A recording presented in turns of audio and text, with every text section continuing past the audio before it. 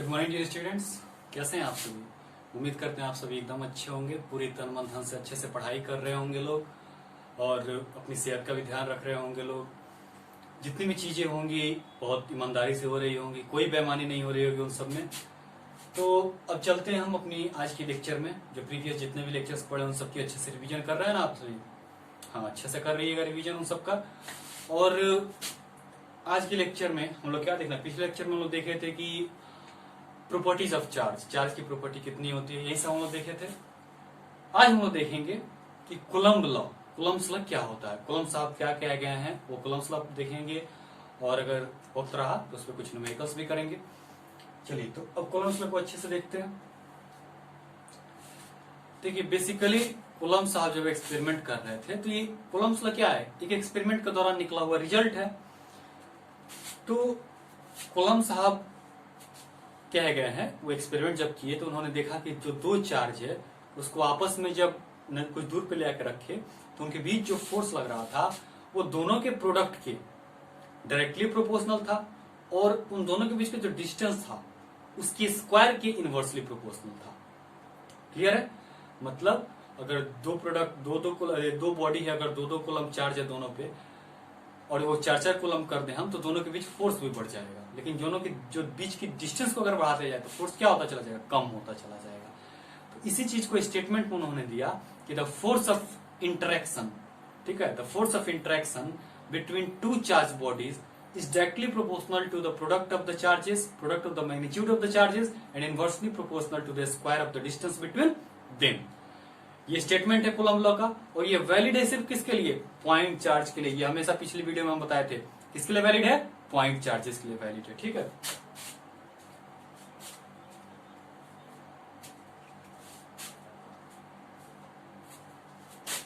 चलिए तो स्टेटमेंट लिखिए। सबसे हेडिंग डाल लीजिए कूलम्ब्स लॉ।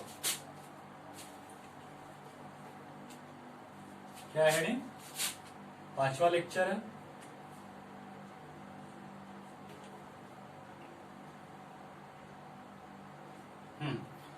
क्या है? Coulomb's law.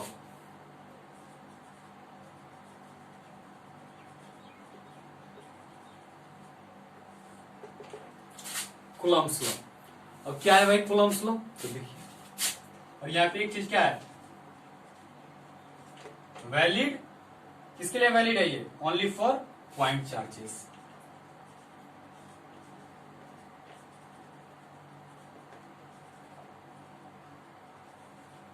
ठीक है, valid only for point charge. इसके स्टेटमेंट देख लेते हैं।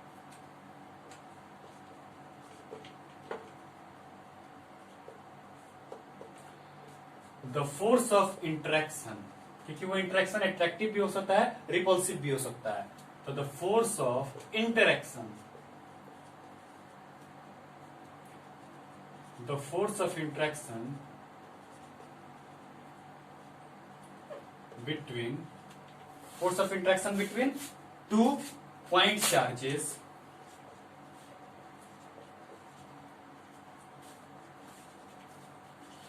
placed, कहां प्लेस किया गया है, placed some distance apart, placed a certain distance apart,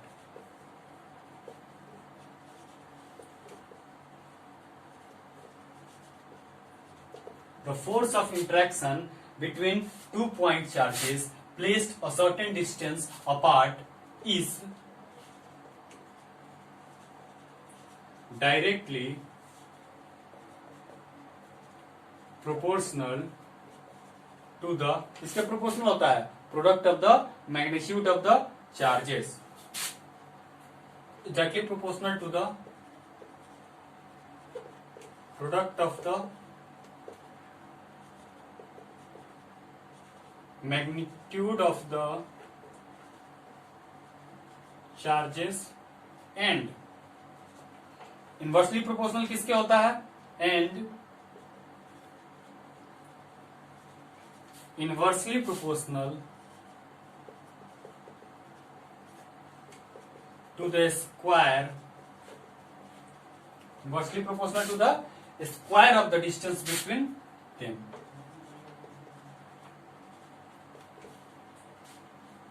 distance between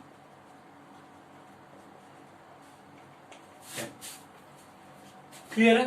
यही है statement, the force of interaction between 2 point charges placed a certain distance apart is directly proportional to the product of the magnitude of the charges and inversely proportional to the square of the distance between them and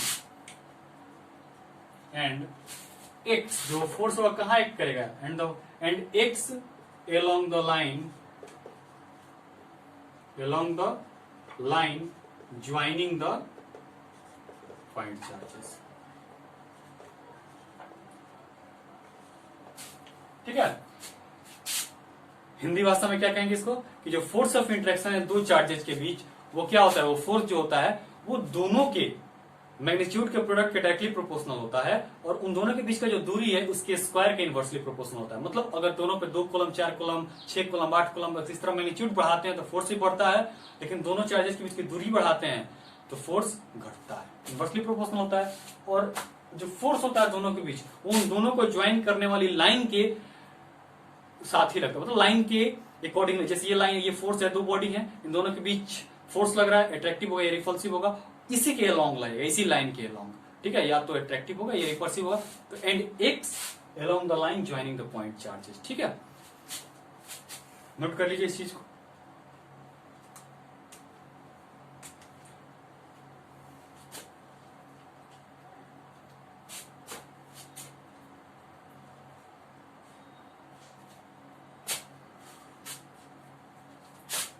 चलिए अब इसके बारे में देखते हैं।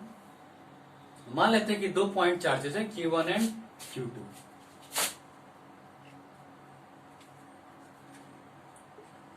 Late 2 point charges Q1 and Q2, ठीक है, placed are distance apart. ठीक है, दो चार्जेज हैं Q1 and Q2 point charges हैं और दोनों कितने दूरी पर रखे गए हैं, r डिस्टेंस पर रखे गए हैं। इसके अनुसार so according to Coulomb's law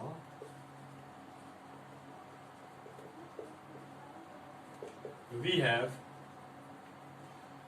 जो फोर्स है उनके बीच F, इंट्रैक्शन फोर्स जो है अट्रैक्टिव भी हो सकता है, रिपल्सिव भी हो सकता है, वो तो चार्ज के नेचर पे है। लाइक हुआ तो रिपल करेगा और लाइक हुआ तो अट्रैक्ट करेगा। तो जो फोर्स होगा वो उनके मैग्नीट्यूड के प्रोडक्ट के डायरेक्टली प्रोपोर्शनल होगा एंड उनके बीच जो दूरी r है उसके स्क्वायर के इनवर्सली प्रोपोर्शनल होगा। क्लियर है? जो फोर्स होगा वो उन दोनों के मैग्नीट्यूड के प्रोडक्ट के डायरेक्टली प्रोपोर्शनल होगा एंड उन दोनों के बीच जो डिस्टेंस है उसके स्क्वायर के इनवर्सली प्रोपोर्शनल होगा। यही चीज ऊपर लिखे हैं, मैथमेटिकली इस तरह लिख दिए। और इसी को हम कुछ और नहीं इनवर्स स्क्वायर लॉ कहते हैं, जो कि ग्रेविटेशन में भी है, इनवर्स स्क्वायर लॉ। मतलब जो इलेक्ट्रोस्टैटिक फोर्स होता है, कूलम्ब फोर्स होता है, जो भी बोल सकते हैं आप, इलेक्ट्रोस्टैटिक फोर्स या कूलम्ब फोर्स, वो क्या करता है, इनवर्स स्क्वायर लॉ को फॉलो करता है। यहां से दिख रहा है, क्लियर है? इसको नोट कर लीजिए। इसको 1 मान लेते हैं, इसको 3 मान लेते हैं।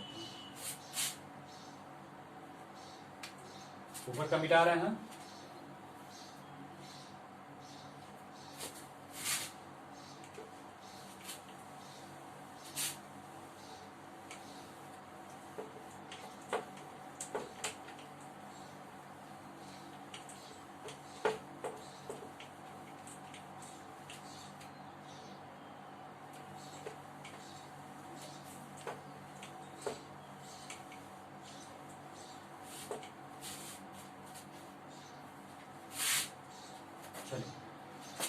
अब फ्रॉम 1 and 2 वी हैव, दोनों को ज्वाइन करेंगे तो क्या मिलेगा, जो फोर्स है वो डायरेक्टली प्रोपोर्शनल है Q1 Q2 के और इनवर्सली प्रोपोर्शनल है R के। क्लियर है? अब हम क्या देखेंगे कि यहाँ पे एक कांस्टेंट लाएंगे K, तो हो जाएगा K Q1 Q2 by R square. Clear है? जहां पे K क्या है, where K is proportionality constant, proportionality constant है। क्लियर है?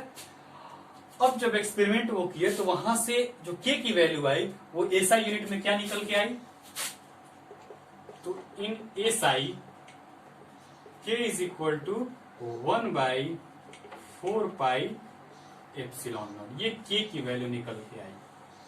ये एक्सपेरिमेंटल रिजल्ट है सारे, ठीक है। तो के की वैल्यू क्या निकल के आई, 1/4 एप्सिलॉन नॉट, और इसकी जो वैल्यू होती है वो होती है 9 × 10⁹।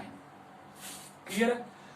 अब देखिए यहां से के का यूनिट देखिएगा तो क्या हो जाएगा, ये न्यूटन, ये मीटर स्क्वायर पर कूलम्ब स्क्वायर, तो न्यूटन मीटर स्क्वायर पर coulomb square.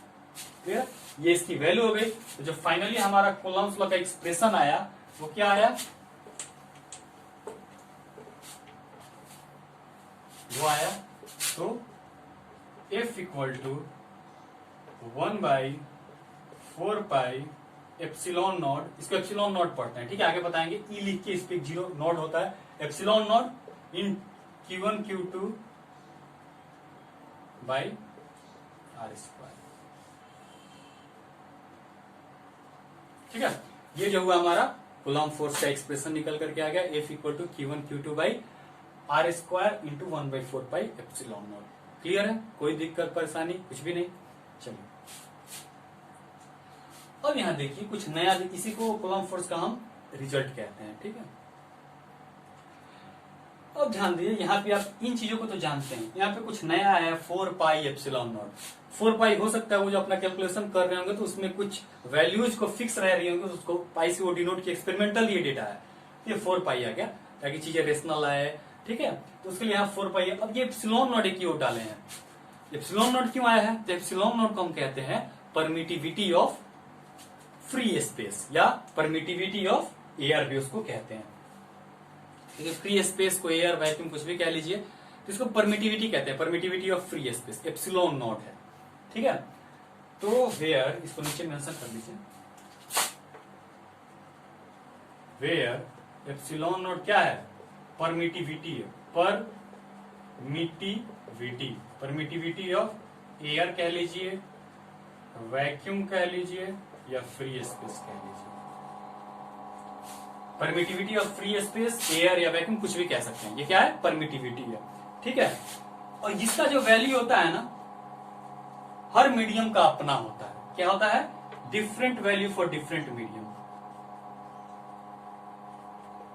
Different value for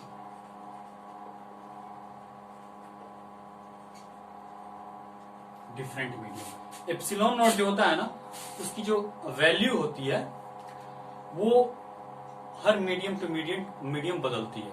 इस मीडियम की एप्सिलॉन नॉट की वैल्यू कुछ और है, उस मीडियम की कुछ और है, एयर की कुछ और है, वाटर की कुछ और होगी। तो ये जो होता है different value for different medium, epsilon not, वो मतलब इसका जो एप्सिलॉन होता है वो एप्सिलॉन नॉट अगर लग गया है ना तो वो एयर के लिए हम यूज करते हैं, तो फिक्स हो गया। लेकिन सिंपल अगर एप्सिलॉन है तो उसकी बात हम करते हैं, उसकी वैल्यू जो होती है अलग अलग मीडियम का, हर मीडियम का अपना एप्सिलॉन मीडियम होता है। क्लियर है, ये चीजें रखिए। तो यहां से हमको समझ में आ गया कि ये जो उन्होंने एक्सपेरिमेंट किया जब, तो देखे कि हर मीडियम में रिजल्ट अलग अलग आ रहा है, पानी में कुछ और आ रहा है, किसी और लिक्विड में कुछ और आ रहा है। तो उन्होंने क्या किया कि मीडियम के लिए भी मीडियम डिपेंडेंट फोर्स हो गया यहाँ पे, ये इसी कारण एप्सिलॉन नॉट आया एक्सप्रेशन में। और ये दिखा रहा है कि ये फोर्स जो है वो मीडियम डिपेंडेंट फोर्स है। कैसा फोर्स है, मीडियम डिपेंडेंट फोर्स है।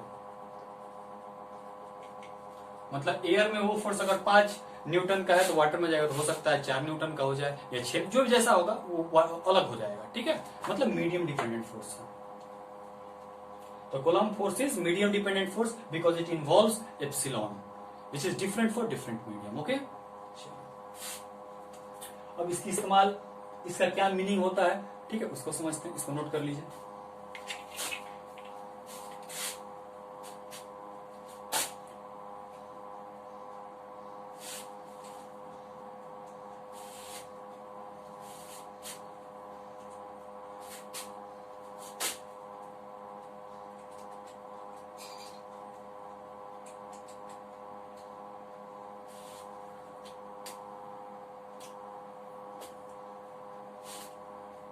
चलिए नोट कर लिए, चलते हैं।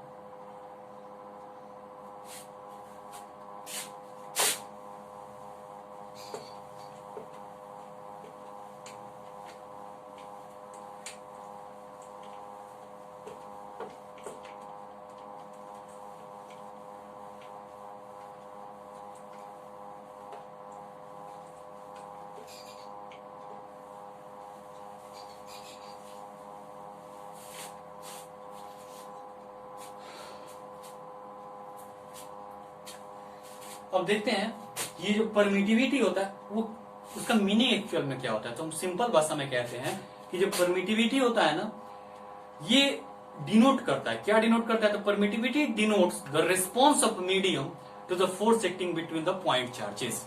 मतलब कि जो पॉइंट चार्जेस है उनके बीच जो फोर्स लग रहा है ना, उस पे मीडियम का क्या प्रभाव है, यही बताता है परमिटिविटी। तो परमिटिविटी क्या बताता है? Permittivity denotes the force, sorry, permittivity denotes the response of the medium to the force acting between the point charges. लिखते हैं कि permittivity denotes the response of a medium, the response of a medium to the force, response medium का किस पे? response of the medium to the force between the point charges.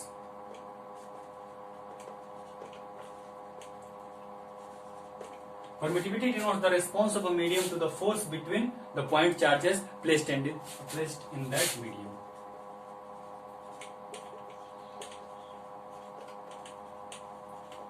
मतलब किसी medium में दो पॉइंट चार्जेस रखे हुए हैं, तो उस मीडियम का उनके बीच लग रहे फोर्स पे क्या इफेक्ट है वो परमिटिविटी बताता है। ठीक है, permittivity denotes the response of a medium to the force acting between the point charges placed in that medium. तो उस मीडियम में जो पॉइंट चार्जेस हैं उनके बीच जो फोर्स लग रहा है वो अलग अलग मीडियम में क्या होगा वो परमिटिविटी बताता है, परमिटिविटी ऑफ दैट मीडियम। ठीक है, वो रिस्पॉन्स एक तरह का मीडियम का फोर्स है।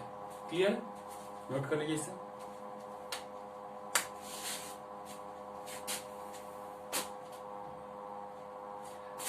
तो हर मीडियम का परमिटिविटी अलग अलग होता है। एप्सिलॉन नॉट जो लग गया तो वो एयर का होता है सिर्फ। एप्सिलॉन मीडियम लिखा हुआ है, एप्सिलॉन एमईडी मीडियम, तो अलग अलग मीडियम का होगा। तो एक जनरल तरीके से ये समझ लीजिए कि अगर एक यहाँ Q1 है और यहाँ Q2 है, दोनों के बीच R है, उस पहले कॉलम्स में भी असाइन डायग्राम एक बना लीजिएगा। Q1 Q2 बीच का दूरी R है, ताकि समझ में आए चीजें। ठीक है, ये साइन डायग्राम एक कॉलम्स में बना लीजिएगा। ठीक है, और चलिए अब बात करते हैं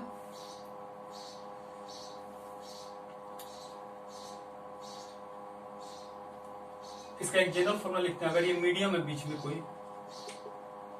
तो जो फॉर्मूला होगा कूलम्ब फोर्स का, जो ये इस पे लगाएगा और ये इस पे लगाएगा, वो अट्रैक्टिव और रिपल्सिव, कम डायरेक्शन तो पता नहीं है, तो कोई भी फोर्स हो वो जितना इस पे लगाएगा वो उतना ही उस पे लगाएगा, तो कितना हो जाएगा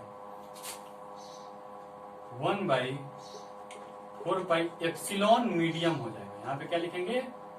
एप्सिलॉन मीडियम। एप्सिलॉन नॉट सिर्फ एयर के लिए लिखते हैं, एप्सिलॉन मीडियम Q1 Q2 पाई, ये जनरल फॉर्मूला हो गया। ठीक है, एप्सिलॉन मीडियम क्या है? उस मीडियम का जो अपना एप्सिलॉन है वो है। ठीक है, एप्सिलॉन नॉट सिर्फ एयर के लिए होता है। क्लियर है? चीजें नोट कर लीजिए इसको अच्छे से। तो ये बेसिक चीजें जो आपको कभी कभी कंफ्यूजन करती है, तो ये चीजें याद रखिएगा।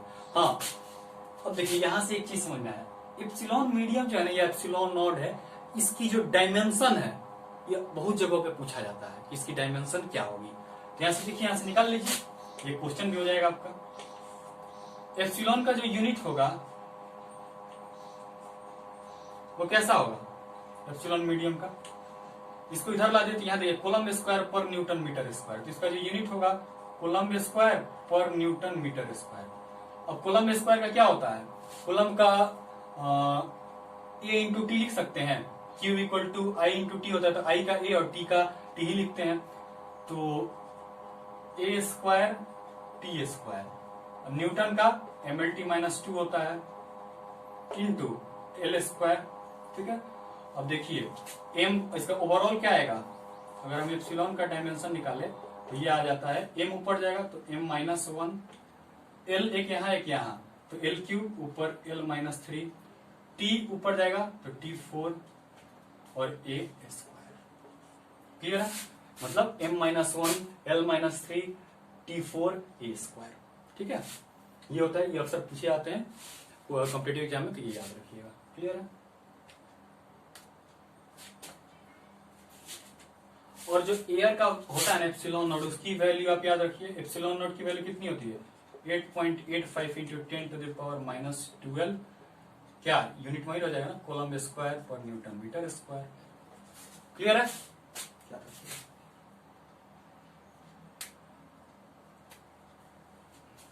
और जो पहले पढ़े थे ना 9 इंटू 10⁹ न्यूटन मीटर स्क्वायर पर कूलम स्क्वायर, वो टोटल 1/4πε0 की वैल्यू थी, के की वैल्यू थी, जहां पे के क्या था 1/4πε0, ठीक है, तो उस टोटल की वैल्यू थी वो, और ये सिर्फ ε0 की वैल्यू है, और ये एप्सिलॉन का ε0 हो या एप्सिलॉन मीडियम हो सब तो वही है, उसकी डायमेंशन ये होती है। याद रखिएगा, बहुत इंपॉर्टेंट है, बहुत जगहों पे पूछा है।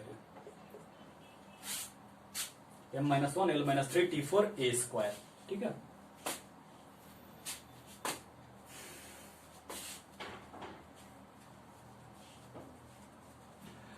तो एयर में है तो एप्सिलॉन नॉट, और अलग अलग मीडियम में है तो वहां सिर्फ एप्सिलॉन मीडियम हो जाता है। क्लियर है?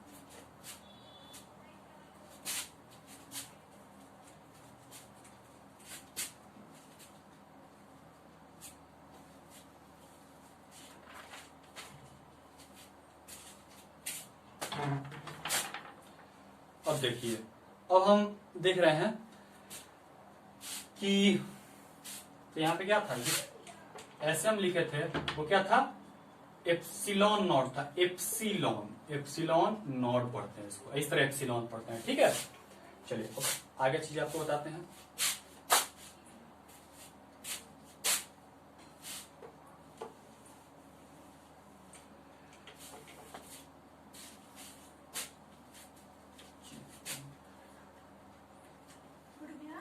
देखिए, अब आज के लेक्चर में हम यहीं तक पढ़ेंगे, इसके बाद हम लोग देखेंगे एप्सिलॉन के बारे में कुछ और भी थोड़ी चीजें हम बताएंगे जो पूछा जाता है इस लेक्चर में, यहीं तक।